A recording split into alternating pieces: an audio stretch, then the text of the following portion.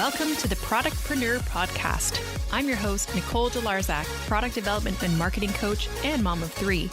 Learn from and get inspired by women entrepreneurs killing it in the product space. Each episode, we will share the latest trends, proven strategies, and inside secrets of the product world, all designed to give you greater confidence to create your own success through a product venture. Let's do this.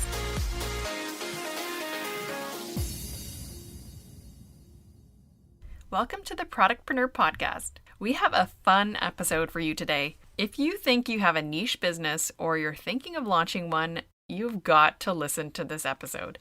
Now, before we get started, let's hear a listener review. This is from Simona Nicole. I learn so much every time. I love listening to this podcast. I always learn something incredibly valuable that I can implement into my product-based business.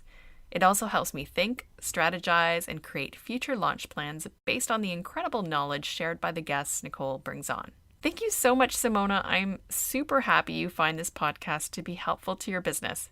Now, if you're listening and you're saying, pick me, I want to be featured, well, what are you waiting for? Leave a review on Apple Podcasts, and I'd be happy to give you a shout out. And as you may know, it helps other people find the show.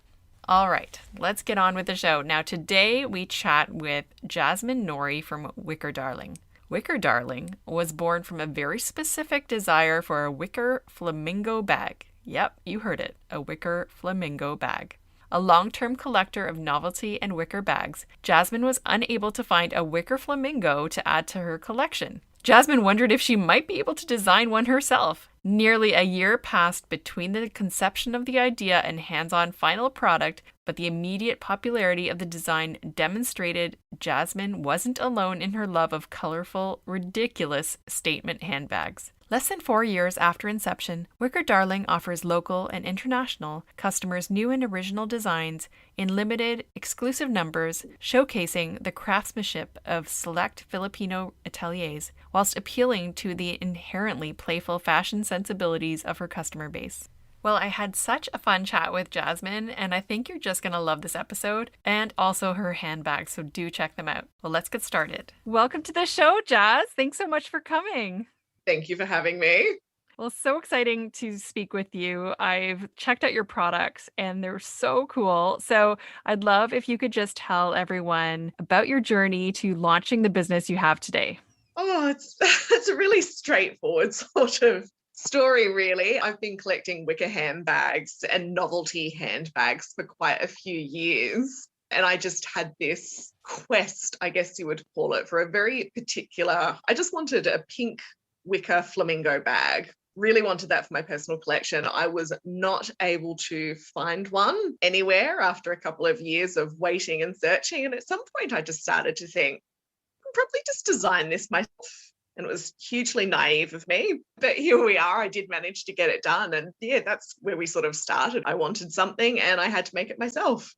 Or I designed it myself, I should say. I had to find someone else to do the making for me.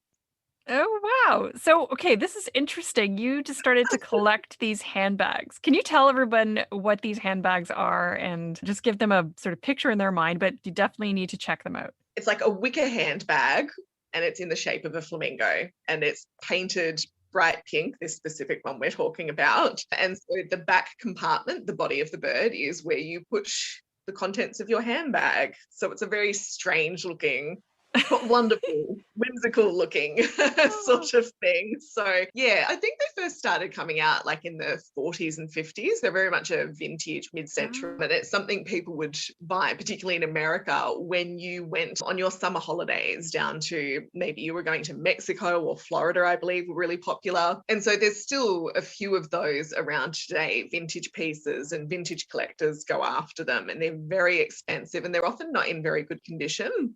So I've never managed to get my hands on an actual vintage piece because they go for thousands of dollars sometimes. Really? So wow. Yeah, vintage pieces like that. I guess it's like collecting antiques. And they're very charming sort of pieces, but they're very delicate. And I'm not sure to what extent people would really use those these days. They're more of a display item. So the ones I was collecting were being released very sporadically by other contemporary brands, but it's just sort of one-offs here and there. They don't specialize in releasing these wicker handbags. So that's where I've filled a bit of a void. I found my niche there Mm. and I've stepped in. So that's all we do is these, what they're called figural wicker bags, figural because they're in a specific shape of something you'd recognize. So, can you tell me what made you start to collect these handbags? I quite like vintage styling myself, but I've always loved novelty handbags in general. I Okay. don't know why. I think they're just, it's a personality thing, I think. You see these fun handbags and it's like people that like fun shoes or they like wearing Right. really, you get the ladies that love the big dangly earrings and things like that. So for me, it's always been the novelty handbags. And when I Oh, sort of started wearing these vintage fashions, it made sense to look for some vintage handbags. But I wasn't just going to go with, I always think of the Queen in her little black square handbag. Like, that's not my style at all. It's got to be something that's loud and fun. So yeah, the wicker right. handbags, I always just really, really liked those. And when I discovered the ones that were in the shapes, so I've got like a Dalmatian handbag and a little lemon and things like that. And I just love them. They match so well with your outfits. Oh, that's so cute. Like, I would never even have thought of that. Like, and your bags are just adorable. They're so unique and fun, as you said, and like they're just definitely loud because you walk Yeah. around with like a a pink flamingo and stuff like that. People are gonna notice you, right? Did you find that people were commenting and then you're like, oh, maybe I should make this into a business? Like, what made you think, oh, I should make this into a business?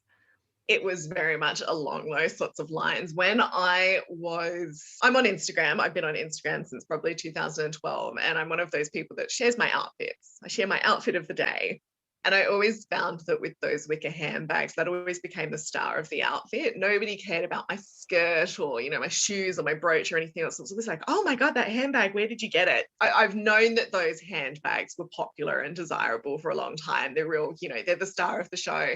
And so when I was looking for this flamingo and when I came to that idea that maybe I should do this, the way I was justifying it to friends and family when I was saying, I've been thinking about doing this business and maybe doing my own flamingo. And people are like, it's very specific, Jazz. There's that sort of support, but there's also, how many people are going to want a flamingo wicker bag? And I was, oh, I know it's not for everybody, but I'm confident there is an audience for it.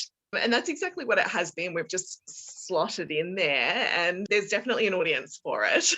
Wow, that's And the best thing is amazing. there's not a lot of competitors, I Right. think is no one else is really doing what I'm doing. So that's where I've filled a void that none of us knew was there, basically.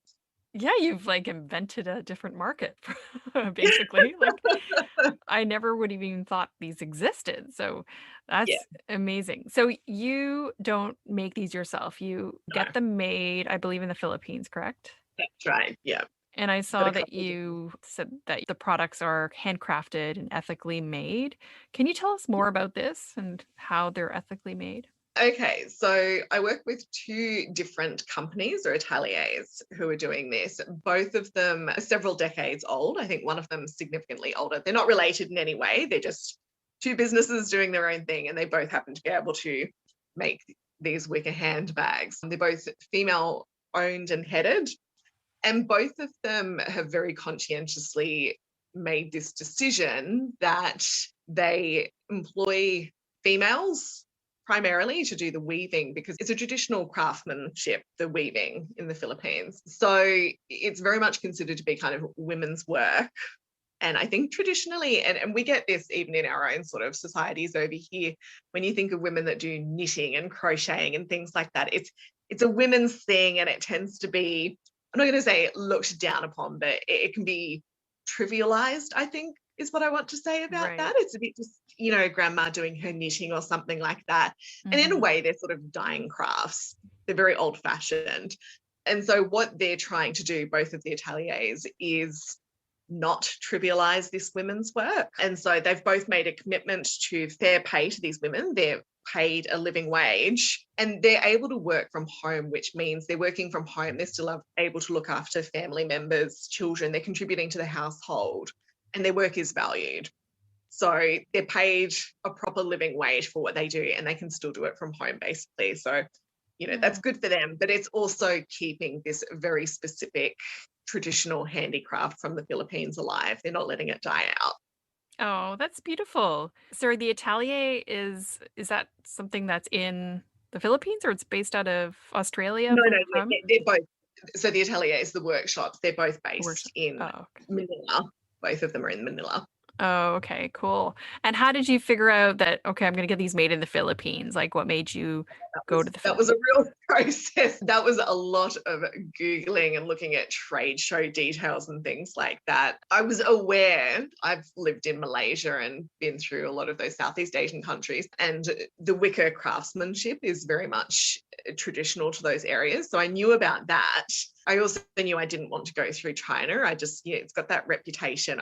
There's a lot of factories over there doing very good manufacturing and work, but they've also got that reputation for slave labor and paying people and long work hours and just not great work situations. And so I sort of Mhm. was very reluctant to try and find anywhere in China doing that sort of work. So I kept it very specific to Vietnam, Bali, the Philippines, because it's very much the place where it's still traditional to them and they were going to be able to do the best work. And did you act on this idea right away, or did it take you a while to get it going? It took a while, but mostly just because I was looking for someone who could do the work for me. I think that's the bag itself. People ask how I designed that and how I designed all the other ones. And I swear they just arrive in my head fully formed. It just pops in the head and I'm just, oh, yes, good. And I Really? swear Okay. they just arrive in my head. I'm just like, oh, how Oh. cool would a llama be, with a saddle and some tassels on it? Like, I'm very specific about what I'm after. So I drew down this flamingo and I knew exactly what I wanted it to look like. So that was a fairly easy part for me. But the hard part was basically finding someone who could do the work. And that took Mm. months. And, I had a few setbacks because I approached different manufacturers and whatnot. Just remember this one manufacturer, I sent them the flamingo design I have. Like, yeah, we can do that. And for a good month, they dragged out the process. Oh, yes, we're making it, we're making it. And then finally, I just sort of said, you said 2 to 4 weeks, and it's been 4 weeks now. Can you show me what you've come up with? And they sent me a picture of a Hello Kitty bag. Oh no. The flamingo I asked for. It's a cat and it's Hello Kitty. And they obviously had no intention of doing this flamingo. It was Oh. such a weird thing. So they were bulk manufacturing these Hello Kitty bags, but it took them a month to sort of admit that's what they were trying to sell to me. So that wasted quite a bit of my time. There was a lot of that going on until I found the right atelier. So how many did you have to go through in order to find the right manufacturer? In terms of actual samples, that one I just mentioned with the Hello Kitty was probably the only one that actually said, yes, we can do it, and then didn't deliver. Oh. Everybody else I approached, and it must have been 50 or 60 of them, if not more, they all quite bluntly said, no, we cannot do that. They were like, we can do a round Wow. bag or we can do a basket. But most of them were quite blunt. We cannot do something that looks like that. And then I found the atelier who do create that particular flamingo for me. And they said, yes, we can do it. And again, it was a good 6 weeks before the sample came through. And as soon as they showed me the sample, it wasn't painted, it wasn't finished. It was just the shape of the body. I was like, yes, that is Ah, exactly what I'm looking for. And they nailed it the first time. So we're incredibly lucky wow. they got it right that first time. And it has Oh not my always gosh. been like that. So we were very lucky that time, because I think if they'd handed me something that was completely off the mark, I might have just quit, to be honest. So, no, this Wow. is not going to happen. But it was perfect. I loved it from the get go. And since then, there's definitely been a few samples they've shown me, and I've been, oh, no. Just put that one aside for now. That is not quite right. But yeah, the first one, the flamingo, was spot on. So I had good feelings from the beginning. Wow, I just want to stress this point because you went to 50 or 60 to Yeah, finally find your manufacturer. And a lot yeah, of people would quit at like 3 or 4, you know? So that is a lot of no's and a lot of trial and error before you got to the final one. So good for you for not quitting, but I just want our listeners to hear that sometimes it takes, yeah, actually talking to a lot of companies in order to get that finally that yeah. yes.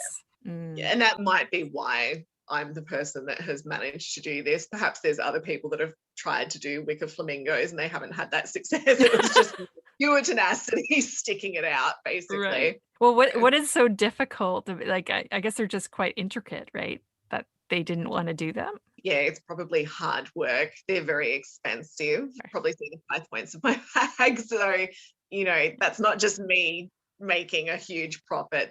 I'm making sure that the ateliers are paid well. I don't haggle with them over the prices. They say this is what it's going to cost them. You know what? That's completely reasonable. A lot of work is going into these bags. So Right. Oh, that's great. Wow. Okay, that's also an exception. Most people would haggle. So that's amazing that you're giving them a fair wage. And how do you know that the atelier pays them fairly? they're accredited. So depending on what they want to be accredited in, they'll have like a certificate or something to that effect that says we've done the training and we make sure that this is done. They both have a different accreditation. So one of the ateliers in particular, not only are they doing the fair pay living wages, they've got an accreditation in like sustainability and slow fashion. So they've sort of said to me, we had to do all of this training, but it means we look at, so the rattan that is used, it's not just chopped down from forests or something like that. It's being farmed sustainably by local farming co-ops and whatnot. And then there's things like we've sort of discussed, I get a lot of people asking for vegan leather and we use real leather. And I know that it doesn't please everybody, but when we looked into using vegan leathers are basically plastic. They're really bad for the environment, good for animals, bad for the environment. And so we've chosen to go with environmental sustainability. Right. And we did look into, I don't know if you're aware of this, but there is an option called pineapple leather. And it is a leather product made from pineapple or something to that effect. I've forgotten what the name is. I don't want to put that out there and have it wrong. Interestingly, that is actually made in the Philippines. And so I thought, well, this should be easy for us to do. But this very specific product is actually owned and was created by a European company. So all of this pineapple leather is sent directly to Europe so that these companies in Europe can use the pineapple leather. And so if we wanted to use the pineapple leather for our bags made in the Philippines, we have to actually order it from Europe. Oh, wow. And have it sent back to the Philippines. Oh, no. And that increases the carbon footprint. So we can't actually use it. Oh, yeah, okay. That's it. So yeah, we continue to use genuine leather, which, as I said, it's not for everybody, but that's what this atelier, with their training and their research into slow fashion, and part of their accreditation was just this commitment to not do things like that, to keep carbon footprints low. Oh, cool. That's awesome. So the leather is on the inside of, because I see the flamingos have the handles of the Oh, bags. it's the handles. Okay, cool. Yeah. Interesting. And so you've managed to become very successful after only how many years? We're coming up to 3 years in June.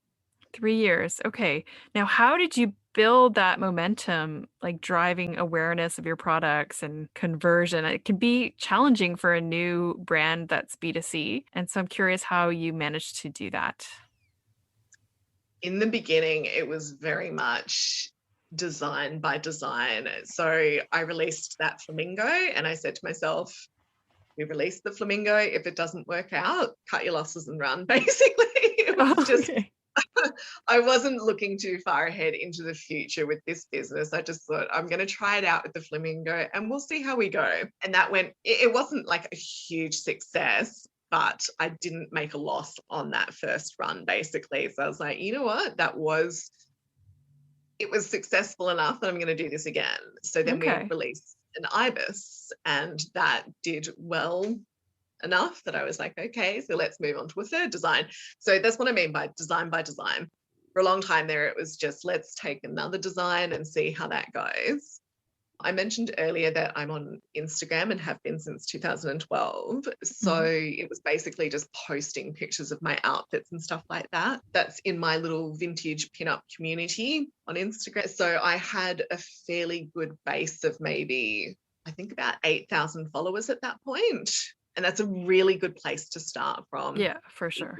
Yeah, and I didn't just rush in and say, hey, everybody, I've got a flamingo bag. Please pre-order it right now. Um, it was Yeah. very much, I opened discussions with people that were following me on Instagram. It was like, hey guys, so I've got this idea. Here it is. I teased it out for a bit. And that's where I was building that initial momentum, was just, this is coming in a few months. Have a think about it. And then when finally that bag was available, there was a receptive audience. That first batch of orders, I knew every single person that ordered one of the bags. There was no Wow. strangers. It was all either friends of mine or it was people that I'd been interacting with on Instagram for quite a while. That I'll put it out there. That first run of flamingos, we sold 20 bags, I think. Okay. So it wasn't a lot. It Not wasn't a a lot. It lot, was yeah. But you grew organically, basically. Like there was no advertising. It was all no, just, not back then. I didn't have the budget yeah. for it. No, it's just to your audience and just growing based on just generating that momentum and also getting their feedback along the way, like making them feel like they're a part of the development process. I think that's really important. And back then, especially for the first few bags, it was like, hey guys, here's what the sample looks like. What do we think? And that can be a really tricky thing to do, because when you're asking a heap of people for their opinions on something, you're going to get a lot of different feedback. Right. And then Yeah. you've got to filter that information and decide what's going to be best. And I don't do that now. But I've grown to 25,000 followers on Instagram, which, I'm sure to a lot of people, they'd love to have that many followers. To me, Right. I'm always aware that, like, it's not 100,000, is it? Which is where I'd like to be. But if I was to put out a design now to 25,000 people and say, hey guys, should this be pink or yellow? I'm asking for trouble. Oh, that's true. You're going to have a 50-50% split and it's not going to work. So I don't do that now. I'll consult a couple of close friends and maybe one or two of my committed collectors, if I know they're invested in a certain, if I knew one of my big collectors wanted a toucan bag and she's been hanging out for a toucan bag, I might say to her, hey, I'm going to give you this little preview of the sample. What do you think of it so far? And if she's not absolutely thrilled with it, I've missed the mark. And I'll take on her feedback, but I certainly won't put it out there to 25,000 people, because I'm going to get 25,000 different answers, basically. Yeah, true. Now, I saw that people have to pre-order your bags. Is that the case Yeah, for all of your bags? it's the case for most of them. So a couple of times we have tried to guess the numbers we might need for a bag, and it goes horribly wrong. So I initially thought, okay, we are doing this toucan bag, and I thought it'll go really, really well. And I ordered 50 of them and I just released them. And they took the better part of 2 years to sell those 50 bags. And that's not a great outcome. Mm. But then I did the same thing. Ever since we've released that flamingo, we've had people asking for cats. As they say, the crazy cat ladies, they're out there and they really wanted cats. And so I had 2 cat designs and I ordered 50 of each from the ateliers. And I was like, yep, this will be enough. It was a nightmare. I released those and it was absolute chaos. Like 100 bags sold off the website in about a minute. And that's not an exaggeration. It was 1 minute, the bags just sold out. Wow. And I had people emailing me and they were devastated because the cat resembled their poor deceased snookums who died 2 years ago. They were really hoping to get this bag. And it was a nightmare. Plus, the website completely oversold as well. It malfunctioned Oh because there were so many people no. trying to buy bags at once. So people sort of say to me, why do we have to do these pre-orders? And it's annoying because they have to wait about 7 months for the turnaround on them, which is a long Whoa. time. Yeah. But I have to say to them, like, I'm in you're in America, you're going to be setting an alarm for 3 a.m. to try and get this bag, which will sell out in 1 minute. Yeah, and you might miss out, and then you've set this alarm and you're disappointed, and it's all just so much drama. So we do the pre-orders. Oh, And nice. that way I know exactly how many bags I need. And you in America or Canada or wherever you are, you don't need to set an alarm for some horrible time and worry that you're going to miss out. You've got a week to casually place your order at a time that suits your convenience. And then I don't have leftover bags sitting in my garage. Right. And So, hence it's more sustainable yeah, that's and exact. you can also be able to fund your purchases or That's your exactly, production. yeah, in the beginning, that's exactly what we were doing. That's how I was funding production, was through the pre-orders. And now it's a system that works for us. It's not ideal, but I mean, that's the thing. There is no ideal. We've just picked what works for us. We Yeah. could just crank out 100 bags every month, but I've got no control over what does sell and what doesn't sell. And I don't want them sitting in my garage unsold. And I Yeah. don't like listening to people saying that they missed out on something that they've been hanging out for. So Right, right. people get their bags then. Yeah, and it's interesting, and I looked at your website, and it looks like most of the products are sold out. So that's Yeah, incredible. they do. Yeah, so we put them on the website, and that sold out is just sort of communicating. These are some of the bag designs we have, but it's Oh, not for. okay. We normally, there's like maybe 5 to 10 what we call the spare bags. And I just order those because the bags can be a bit delicate when they're being shipped to us. So we always order 5 to 10 spares. And that means when the bag's arrived, if anything's damaged, we've got a replacement, because that's what you Oh, don't want, is all these bags arriving damaged. Oh God, people have paid for these and they're waiting for them. So we right. have these spares to replace any damages, and anything that's left over gets listed on the website. And again, Okay. those sell out in seconds when they're listed, Wow. because there's only like a couple of them, and people are like, oh God, I've been waiting to buy this. And yeah, it's Oh. chaos. Well, it's actually a brilliant marketing tactic because you've got that Yeah. sense of scarcity and people are watching out Yep. for it. So Scarcity it's is it's the big actually keyword, brilliant. isn't it? Creates Yes, a lot of sort of drama around that moment. So, but it for also sure. teaches people, please pre-order when you've got that opportunity. Like if you're Mhm. looking at that bag and you're thinking, do I want it? Don't I want it? Consider how you're going to feel if you cannot get that bag again. And I think people have learned that now. Yeah, it forces people into a buying decision, whereas other times they'll just let it go and maybe they'll come back to Yeah. it, which you never come back to it. So, yeah, that's really good. Out of curiosity, so how many bags would you say you make per production run? Or does it depend on the design, like how many It people order? depends on the design, and I cannot predict it. It's been a real, like I said, we had 100 cats, and I thought that was more than enough, because we've never sold, until this month, we've never sold more than 100 of one design. And so Mm, two different cats, 50 of each. We had two different price points, because we're like, we'll make one that's a little bit cheaper. We'll make an extra fancy cat for the extra fancy cat ladies. And I couldn't predict how popular they were going to be. So we can have anywhere from, the least popular design so far was probably a ladybug that we did a couple of years ago. And I had 10 people that desperately wanted a ladybug. So I designed it, and there just wasn't a lot of demand for it. And at 10 bags, I was like, that doesn't meet the minimum order quantities that we have to right. place with you. And we managed to make that happen last year, because during COVID, there wasn't a lot of work to be had. I was able to negotiate with one of the ateliers, would you mind if we pay more for each of these designs, but we place a smaller order? And they were completely open to that. So those 10 people did get their ladybug, but it Oh. was only 10. um, Okay. Cool. And how whereas often do you reach, like, do you come up with new designs so that people, do they have to follow you always to be in on the new design or sign up to your newsletter? Yeah, yeah. So I don't let people know too far ahead of time what the year's designs will be. And that's just, I don't want people sort of sitting around waiting for designs that might not actually take place. If I say, hey, later this year, we're going to do a purple spotted people eater or something like that, and then people are waiting all year for this bag, and then the samples just don't work. I just don't want to create that sort of thing. I'm sort of, we Yeah. get a design, it's worked out. So we're aiming for 1 or 2 new designs every month. The samples, we've never really, like, I would love if at the beginning of the year, I've got 12 samples sitting here, we can photograph them and I can schedule them out neat and tidy. This is going to be Hmm. January, February, March. We've never really got on top of that. I'm striving for it, but we Okay. just haven't quite got there yet. It's also, it's last month we released Bubbles the fish, who is this rather striking aqua fish who I loved. He's covered in sequins. He's just beautiful. But that sample arrived with me in Australia about a week and a half before pre-orders were ready to open. So it was Oh. really cutting it fine. And I think that chaos is just part of who I am.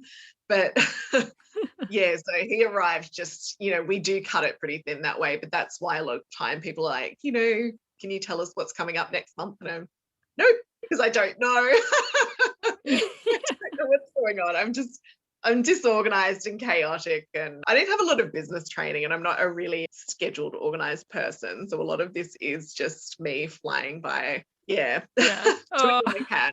Well, I can tell you're a very creative person and you have a ton of personality. And I don't know you, but I can just tell that. So, would you say that you embody the brand, or is the brand a reflection of you? Brand is a reflection of me. This is just, yeah, it's who I am. I'm just a colorful person who likes to have fun. And I mean, who doesn't Oh, like to have, it's a silly thing to say, but that's who I am. I'm a very loud sort of person, and I'm out there having fun, and I don't take myself very seriously, and I don't take these bags very seriously, really. It's just I like to push buttons a lot, I think. So yeah. some of the designs have definitely been like, how can we make this a little bit more cheeky? Marketing manager is always like, no, Jasmine. Yes.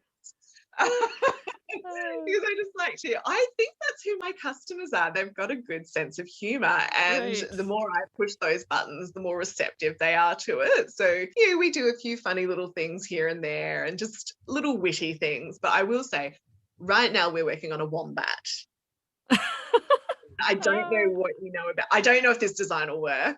It's in sampling right now, and we'll have to see how it goes. But we have designed it so that I don't know if you know that wombats poop cubes. No, I did not know that. I did not. Now you know that. That is something you know. Wombats have square cube poops. They're not like circle pebbles like so many other animals. And so, Crazy. yeah, one of those things I was like, what if we did a wombat and we give it a coin purse and it's a cube? And all the Australians will get it. They'll know. They're like, Oh. you've given us a poop for a coin purse. I think that's hilarious. Talking to my marketing manager, and she's like, well, what about all the people who don't get it? And you're telling people to use a poop as a coin purse. And I'm just, I don't know. I think it's hilarious. And I think people will Yeah. be receptive to it. But Yeah. the other part of that is what do we call that? The virability. How will that go viral? We don't know. But it'll be one of those things where people might not invest, but it's going to do its own work. It'll pay for itself in terms of people tagging their friends, having a laugh about it, sharing it on Facebook. For So sure. we're hoping it works. But yeah, that's just my sense of humor, and I'm pushing it onto the brand, and I'm pushing it onto my customer base. And I think they're very receptive to it. That's who my customers are. They've got a Oh, sense for of humor. sure. Well, I mean, they wouldn't follow you if they didn't love your sense of humor. So, Yeah, and yeah, there you you go. wouldn't sort of, if you're someone that's really straight laced and serious, you're not going to step out on the street wearing a toucan bag on your Exactly. arm. Exactly. That's what it is. That's awesome. You must have a lot of confidence and just like a great personality to wear this kind of bag. I think it says something about the person who wears it too. It does, yeah. You don't step out with one of these bags if you're not prepared to sort of engage with the people around you, Right. because we do get a lot of customer stories about, I was walking down the street and this car did a big U-turn and someone screamed out, I love your handbag. And we get stories like that all the time. So, and I've had that happen to me. You know, you're just walking through the shopping center and you hear someone scream, oh my God, that bag. And I'm just, oh, yes, yeah. Wow. Maybe I Where should this get voice is one. I'd love to have comments too. And you mentioned teams. So you have a marketing person. Who do you have on your team? So at the moment, I don't have any employees, but I have a lot of contractors who Mm. do work for me. And my philosophy on that has been I'm pretty open about the fact that I have very little business background or education. I don't know what I'm doing. And so at some point, as the business was growing, I was just, wow, this is getting out of control. And I don't know what I'm doing. I don't know how to do these things. I'm making a lot of money and I don't know how to do my accounting properly. And I think that's where I started to realize I need to have some people on my side helping me. And you reach that point where it's either, how am I going to deal with this? Am I going to get someone to do it for me, or do I need to do more training? And I didn't want to do any more training. So yeah, I was making quite a bit of money. I was a bit alarmed about how am I going to deal with this? I don't know how to do my taxes, all of this. So I found an accountant, and I always choose to work with other females wherever I can. It's always other small business women wherever I can. So my accountant was running her own small accounting firm, and she specializes in working with small businesses who have no idea what they're doing. Bless her. She's amazing. Tax time used to be such a stressful, horrifying time for me. And now I just cruise through it because I know that my accountant is on top of everything and she's taught me how to do all of this stuff. So I have my accountant and I swear by her. And she's the person that said, you're doing really well. Your finances are excellent. You're not overspending. You've got a really good profit margin. It was really encouraging to hear a professional tell me that I was on top of all of that. That's So cool. from her, I now have Courtney, who is my marketing manager, and she's also a pricing specialist. So she's taught me a lot about how to price my products for success and the psychology behind all of that. And she's sort of, gosh, there's so much to it, but like all the language and stuff that she uses, she's very good at going over a newsletter and saying, oh, don't you use that word because it communicates doubt or something like, no idea. I will remove that word immediately. She's very good at doing that. And she encouraged me to take this big step in making the bags free shipping, which was I think a lot of brands put a lot of thought into whether or not they're going to do that. And it was such a big deal for me because these bags, they're big and it costs a lot of money to ship them. So I was charging $65 for international postage. Yeah. And that's it. She's like, you're putting this massive, it's a big stop sign like for a lot tax. of people. Yeah, exactly. Yeah, they're going through checkout and they're already paying you $400 for a bag and then another $65 for postage. And so she taught me how to get around all of that. And so, yeah, we offer free shipping now and we've been able to justify it to our customer base and all of that. And that was all through her. And I could not have done that without her assistance. So that's not something I would have been able to confidently handle. So I think that's one of those things where, yeah, if you don't know how to do it, it's worth investing in somebody else who is an expert. That's really, really helpful. So we've got her. I have a production manager, an independent production manager in the Philippines. So she helps me to communicate with the ateliers and she goes in and she looks at the work they're doing in person. And again, so helpful to have someone that can do that. And because she's independent, I can trust that she's on my side rather than any bias from the atelier. So yeah. So I've got a few. Good for you. So you've got a few people on your team, but it is definitely great to have people in your corner who are there unbiased and working for you on your behalf. That's totally invaluable. And did you have any sort of doubts because you didn't have that business background, or were you always pretty confident? Oh no, I wasn't confident. Okay.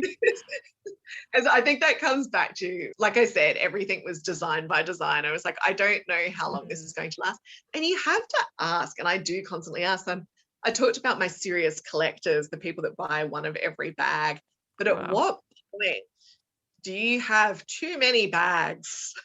Yeah, right. Especially because they're big, solid, rigid bags. You don't just squash these into a box. They can't be squashed. They're made from rattan. And so that was a real thing for me is at what point am I not going to have any new customers willing to buy bags because they've all had to set a limit on how many bags they'll buy. So I have noticed that my serious collectors have started being a little bit more picky with which bags they'll be bringing home.